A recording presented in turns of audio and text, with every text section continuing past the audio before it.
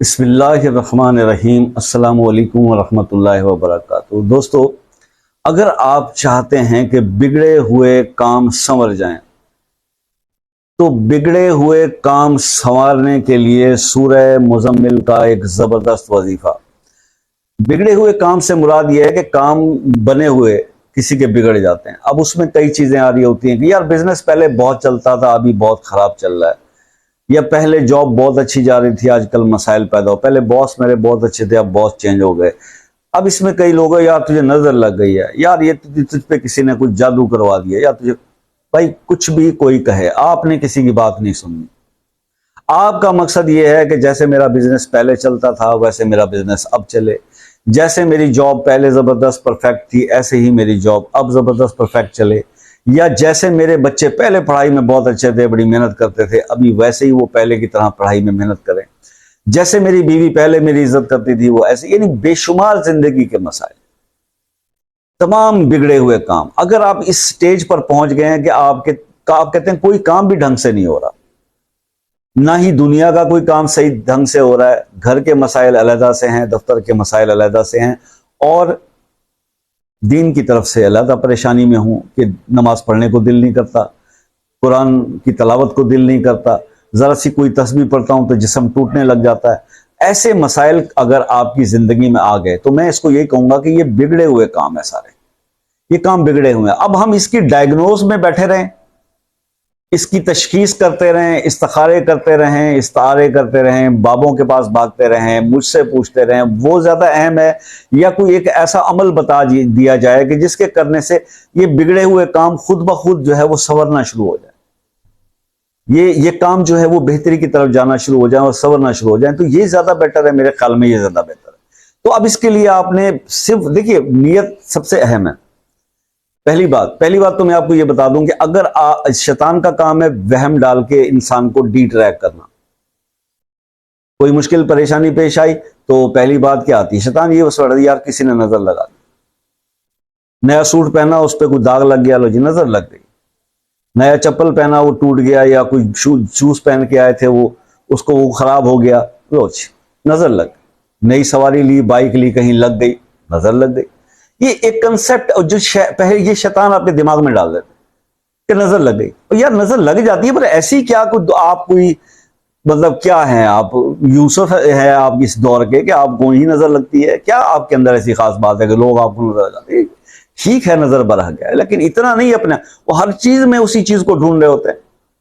वो कुछ चीजें नेचुरली भी हो जाती हैं, बंदे से अपनी गलती से भी हो जाती हैं, लेकिन बहरहाल काम बिगड़ गए हैं और अब समझ में नहीं आ रहा कि इनको संवारे कैसे। तो रास्ता देखिए, रास्ता दिखाना, रहनुमाई करना, ये हमारा काम है। हम आपको एक ऐसा एक अमल दे रहे हैं। सूरह मुज़म्मिल को हर कोई जानता है, इसके मुख्तलिफ वज़ाइफ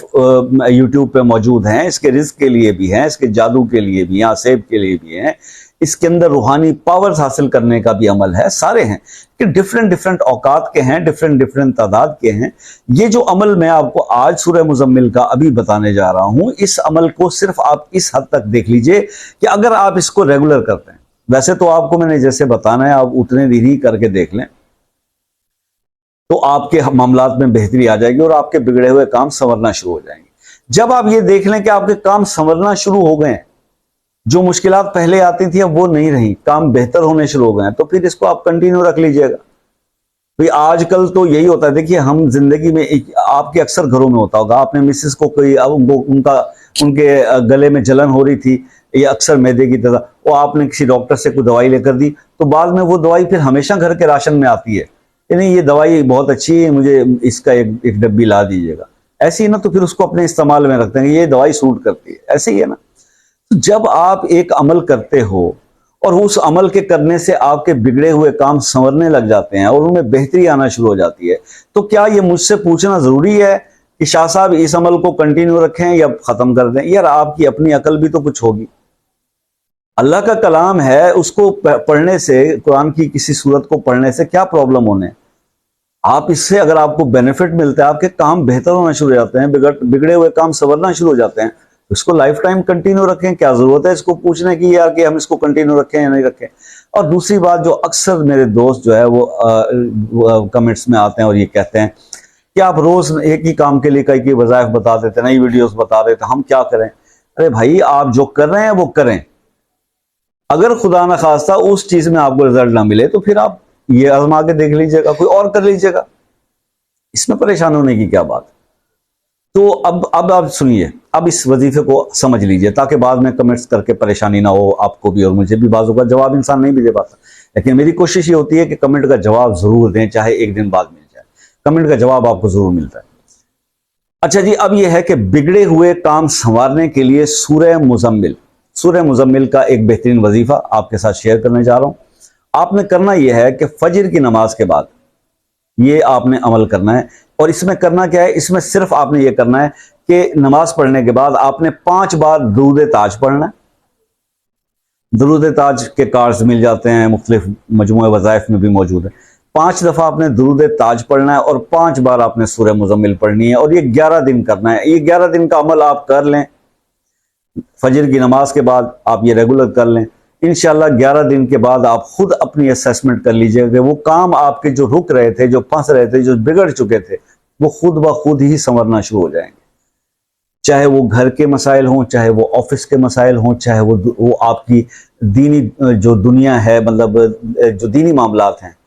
उसके साथ जुड़े हुए हों कि नमाज पढ़ने को दिल नहीं कर रहा था, आप जिक्र अस्कार में आपका दिल नहीं लग रहा था, कुरान शरीफ पढ़ने को, तलावत करने को दिल नहीं करता, ज़रा सी तस्बीह पढ़ते हैं तो इंसान का जब मेरा जिस्म जकड़ा जाता है, मुझसे पढ़ा नहीं जाता, वो फलां से हिसाब करवाया था उसने कहा आप पे जादू है।